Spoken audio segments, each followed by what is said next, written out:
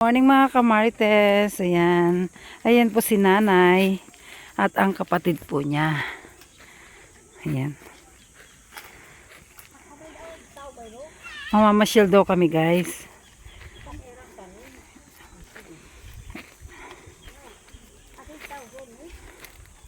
Siyempre pasyalan yan, nay.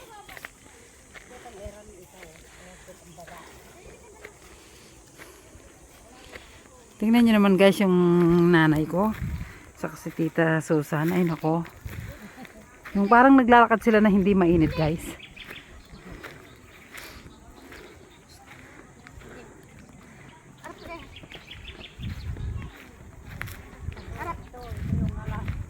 Ayan yung bulaklak.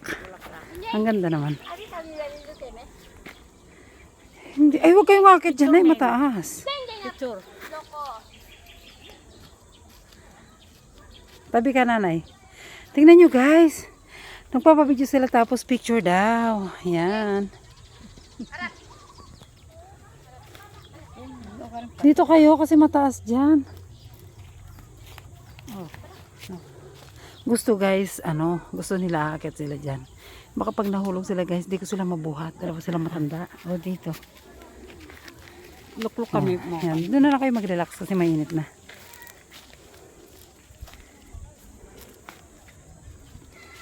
Akit kayo.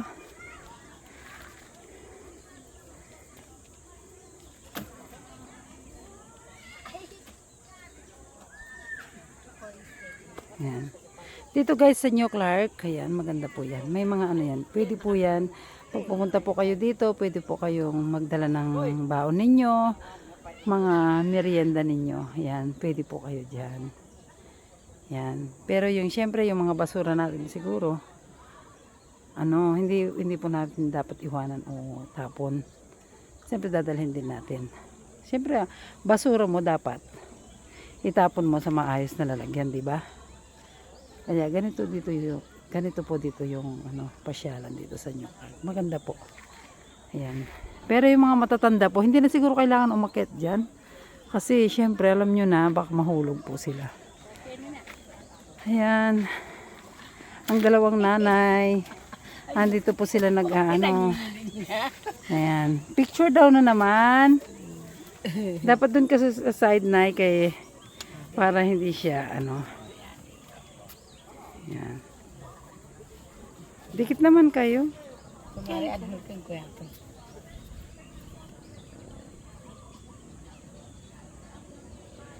Ayan. Sila, upo kayo. Ganyan lang. Nakaupo lang. Baba yung paa. Kasi nga syempre nagre-relax tayo. Mainit. Tingnan nyo guys. Dahil gusto na lang mabidyohan ngayon.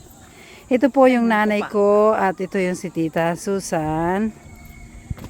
Yan. Sa mga nakakakilala po sa kanila. Ito sila ngayon.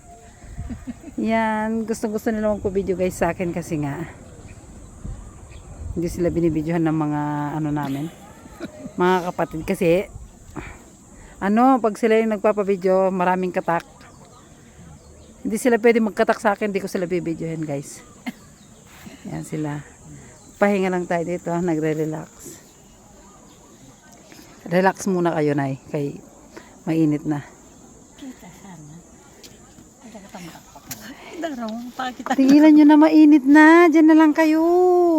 Okay, lumakad kami guys. Yan. Dito muna kami guys kasi meron po kaming hinihintay na mga kaibigan dito. Parang dito yung meeting place namin. Kaibigan ni nanay, nakisama lang pala ako. Sumama lang kami. At isinervice lang namin sila guys. Yan. Sumama lang kami dito kasi meron silang meeting place dito. Dito yung meeting place pala nila. Isinervice po namin sila guys. Ayan ang aming driver na si Justin. Ayan po sila. Habang naghihintay kami, dito muna kami kasi mainit na po. Ayan. Andun po yung mga kasama namin. Ayan sila guys. Ayan. Yung iba nandun na po sa may kung saan sila mag-meeting.